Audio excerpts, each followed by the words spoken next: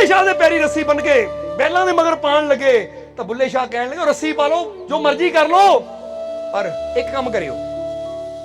मुल्ला कहता दस की करना? कहते जदों जाओगे ना घड़ीसदे हुए गलियां च तो शाह इनायत के घर के मोड़ भी लै जाओ। कमाल की गल है। वो कहते जेदे करके तेनों घड़ीसन लगे तेनों फिक्र नहीं है कि ना करो छड़ दो मैनू मेरे रगड़ा लगणगियां घड़ीसिया जाऊंगा कपड़े फटणगे पिठ रगड़ी जाएगी तेनों ये फिक्र नहीं है। तू माफी मंगण दी बजाय कि ठीक है मैं छड्डिया शाह इनायत नूं मैनू सजा ना दो और ये करन दी बजाय तू कह रहे हो गली मोड़ दी लै जाओ ओदे घर मोड़ दी लै जाओ। वो पागल है तू।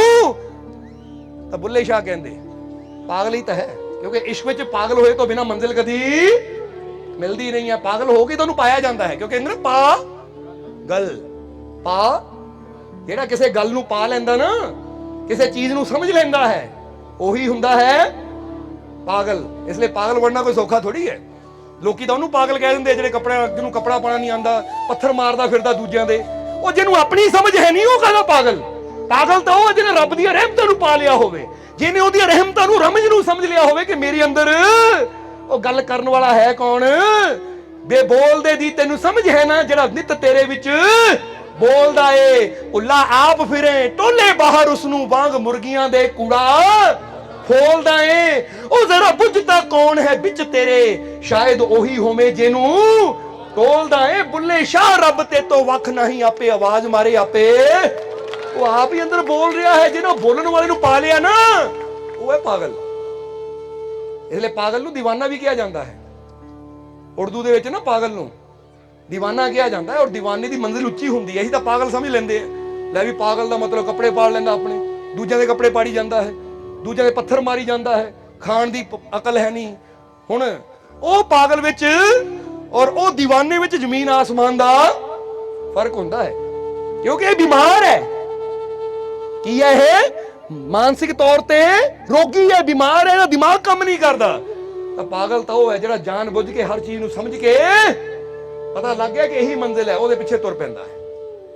ਹੁਣ बुल्ले शाह ਨੂੰ ਕਹਿੰਦੇ ਹੈ ਕਿ ਉਸ ਮੁੱਲਾ ਨੇ ਕਿਹਾ ਕਹਿੰਦੇ ਠੀਕ ਹੈ ਤੇਰੀ ਇੱਛਾ ਪੂਰੀ ਕਰ ਦੇਵਾਂਗੇ ਨਾਲੇ ਉਹਨੂੰ ਵੀ ਪਤਾ ਲੱਗੇਗਾ ਤੇਰਾ ਹਾਲ ਕੀ ਹੁੰਦਾ ਹੈ।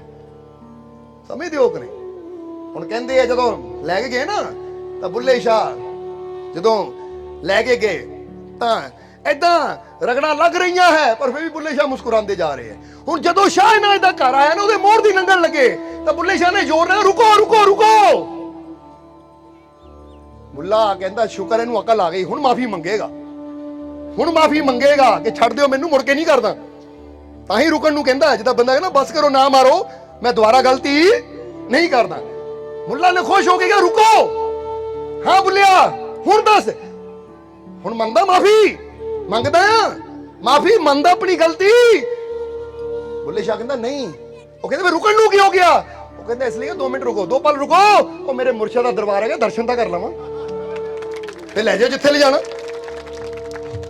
सूई उत्थे ही अटकी हुई है क्योंकि हाँ रह ना सका बिन देखे प्रीतमा मैं नीर वह वह चले जियो।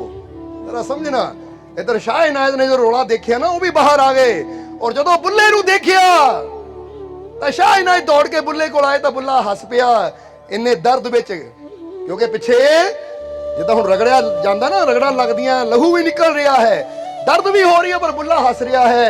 तो मुर्शद ने कहा बुल्लिया ये की? तो बुल्ले ने कहा मुर्शद इन्हां नूं दस रहा है कि मुर्शद दा इश्क दा रंग इन्ना पक्का है कि चमड़ी लिथ सकदी है रंग नहीं लिथ सकदा।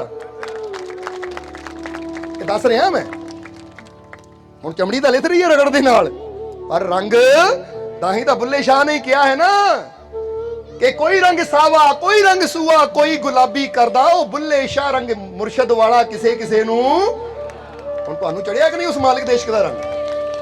बाजे चढ़िया तो फिर याद रखो तवरेज दी चमड़ी उतर गई सी पर इश्क दा रंग नहीं उतरिया।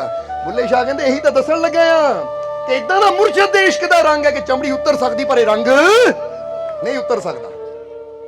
और ये मुर्शद कहंदे इन्नी पीड़ा तो उसले बुल्ले शाह कहंदे मुर्शद ए पीड़ा च भी एक आनंद है एक मजा है और हुण अपने मुर्शद दा दीदार कर लिया ना तो हुण ये सारे दुख दर्द ही भुल गए मैनूं। तो उसले इनायत नूं ही पता सी कि बुल्ले ते किहड़ा रंग चढ़िया है क्योंकि या तो वो आशिक समझदा है या जिन्ना इश्क कीता जांदा महबूब समझदा दुनिया ने की समझना है। ਤਾਂ ਹੀ ਤਾਂ ਮੁਹੰਮਦ ਮੀਆਂ ਬਖਸ਼ ਐਡੇ ਵੱਡੇ ਫਕੀਰ ਹੋਏ ਐ।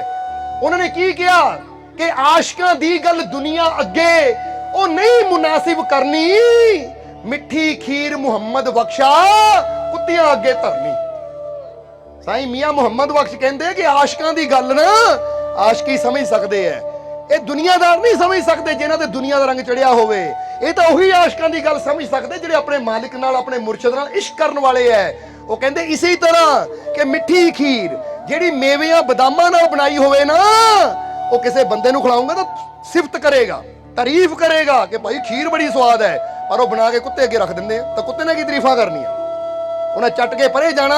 ਤਾਂ ਮਿੱਠੀ ਚੀਜ਼ ਕੁੱਤੇ ਵਾਸਤੇ ਵੀ ਚੰਗੀ ਨਹੀਂ ਹੁੰਦੀ, ਉਹਦੇ ਜੀਵਨ, ਉਹਦੇ ਜਿਸਮ ਨੂੰ ਕਈ ਬਿਮਾਰੀਆਂ ਲੱਗ ਜਾਂਦੀਆਂ ਹੈ।